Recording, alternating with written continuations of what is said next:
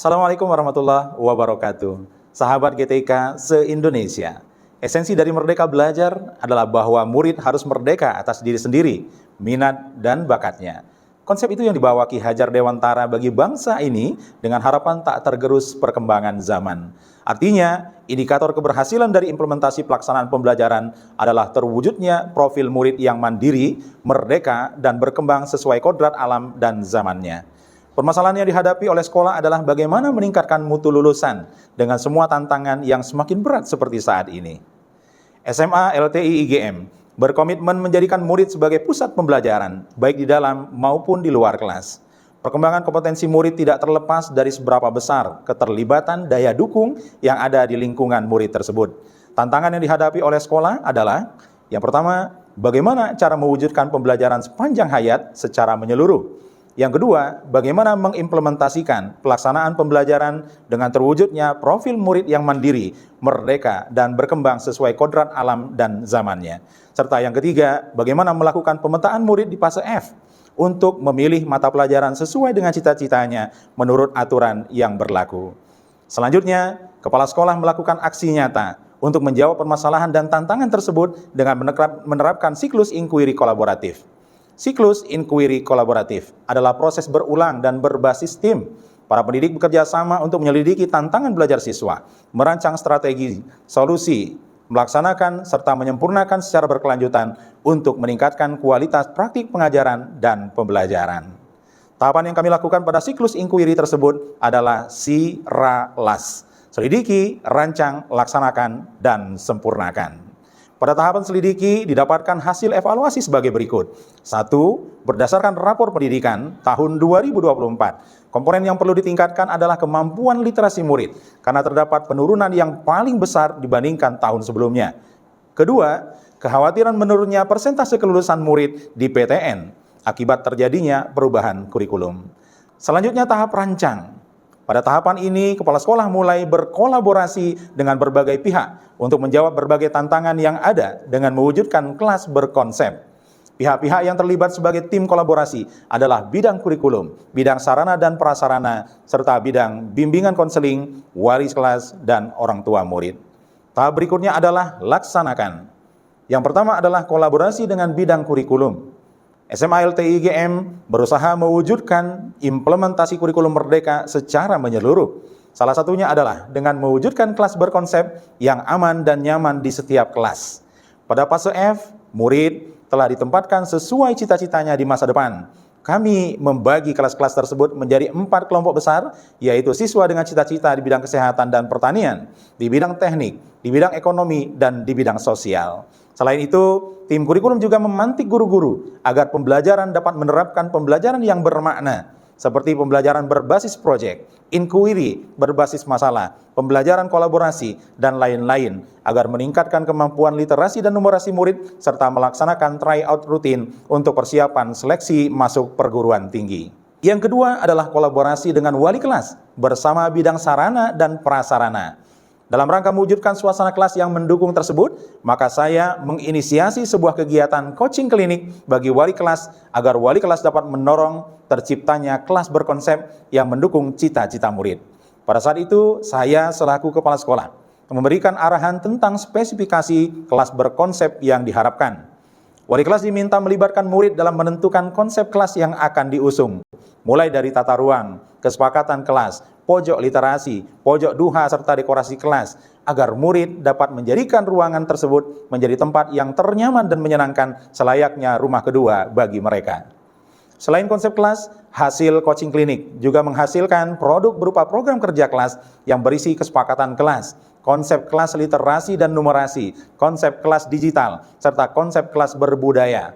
Program ini diharapkan mampu meningkatkan kemampuan literasi dan numerasi murid, serta mewujudkan murid yang berbudaya. Yang ketiga adalah kolaborasi bersama bidang bimbingan konseling. Bersama tim bimbingan konseling, dilaksanakan program-program pendampingan murid terkait minat murid sesuai dengan cita-cita. Adapun program-program yang dilakukan oleh bimbingan konseling adalah konsultasi individu, kegiatan field trip, kunjungan ke dunia kerja, serta sesuai dengan konsep kelas dan cita-cita murid. Sebagai contoh kegiatan field trip yang telah dilakukan adalah kelas kesehatan, kunjungan ke BPOM, kelas ekonomi, kunjungan ke Dirjen Pajak, kelas sosial, kunjungan ke TVRI, serta kelas teknik, kunjungan ke PLN. Selain kegiatan field trip, guru BK juga melaksanakan kegiatan Career Day yang menghadirkan narasumber serta membangkitkan semangat murid dalam meraih cita-cita. Dan yang terakhir adalah kolaborasi dengan orang tua. Kolaborasi dengan orang tua dilakukan melalui pertemuan-pertemuan rutin yang mengusung tema program kerja sekolah. Pada kegiatan ini orang tua memberikan saran dan kritik serta support yang penuh terhadap program sekolah, khususnya pendampingan murid ke PTN. Tahap terakhir dari siklus inquiry kolaboratif ini adalah sempurnakan, yang terdiri atas takar, refleksi, dan perbaiki. Kelas berkonsep yang telah diwujudkan melalui kerjasama tim melalui siklus inquiry kolaboratif telah memberikan dampak yang sangat baik bagi murid, yaitu 1. Membuat murid betah berada di kelas karena kelas telah menjadi hunian yang nyaman bagi mereka. 2. Membuat murid sadar akan orientasi masa depannya. Yang ketiga, membuat murid fokus dengan tujuan karena telah terbangun frekuensi yang sama antar sesama murid dengan adanya kesepakatan bersama. Yang keempat, berdampak pada peningkatan kompetensi murid, dibuktikan dengan meningkatnya hasil tryout UTBK secara berkala. Pada akhir tahun pelajaran 2024-2025, didapatkan peningkatan jumlah murid yang lulus ke perguruan tinggi sebesar 5,35%, yaitu dari 80,56% menjadi 85,91%. Selain itu, data rapor sekolah tahun 2024 yang awalnya terdapat catatan bahwa yang paling perlu ditingkatkan adalah kelompok kemampuan literasi. Maka pada rapor sekolah tahun 2025, komponen kemampuan literasi justru menjadi capaian dan peningkatan tertinggi.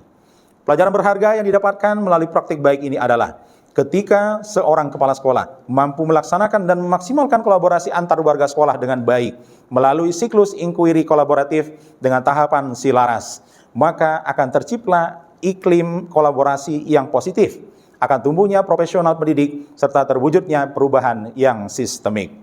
Dampak yang dirasakan oleh sekolah atas capaian yang telah diraih adalah sebagai berikut. 1. Sekolah kami menjadi tempat rujukan studi tiru bagi sekolah lain yang ada di Provinsi Sumatera Selatan. Yang kedua, peningkatan mutu lulusan yang terjadi di sekolah kami pada 3 tahun terakhir ini sangat berpengaruh signifikan pada citra sekolah, serta sistem penerimaan murid baru atau SPMB yang terbukti dengan jumlah kelas 10 yang melebihi target yang telah kami tetapkan. Praktik baik ini pernah didiseminasikan pada kegiatan lokakarya program sekolah penggerak angkatan kedua pada Oktober 2024 dan pernah dilombakan sekaligus mendapat apresiasi dari Dinas Pendidikan Provinsi Sumatera Selatan dan Gubernur Sumatera Selatan dengan meraih juara 4 Kepala Sekolah Gerakan Sekolah Menyenangkan pada November 2024. Pada Oktober 2025, praktik baik ini siap didokumentasikan dalam buku antologi praktik baik bersama guru-guru lainnya di SMA LTI IGM. Penerbitan buku antologi praktik baik ini dilaksanakan atas kerjasama semua pihak sekolah dengan lembaga Nyalanesia, sebuah lembaga pengembang program literasi sekolah terpadu tingkat nasional. Dengan penerbitan buku ini diharapkan dapat memperluas manfaat dan praktik baik yang telah kami lakukan. Demikianlah praktik baik ini disampaikan, semoga dapat menginspirasi bagi pembaca dan menjadi pemantik untuk melanjutkan inspirasi serta dapat berdampak bagi kemajuan sekolah khususnya yang ada di Indonesia. Terima kasih. Assalamualaikum warahmatullahi wabarakatuh. Harapan untuk SMA LTI IGM hampir tidak ada ya, karena luar biasa. Bagus sekali, saya sampai tidak bisa berkata-kata untuk memberikan sarannya, begitu Pak Yani ya. Apalagi sih saran yang harus kami sampaikan. Semuanya luar biasa, bahkan tadi ada peserta yang mengatakan wow, artinya dia sangat takjub dengan program yang sudah dilakukan SMA ini.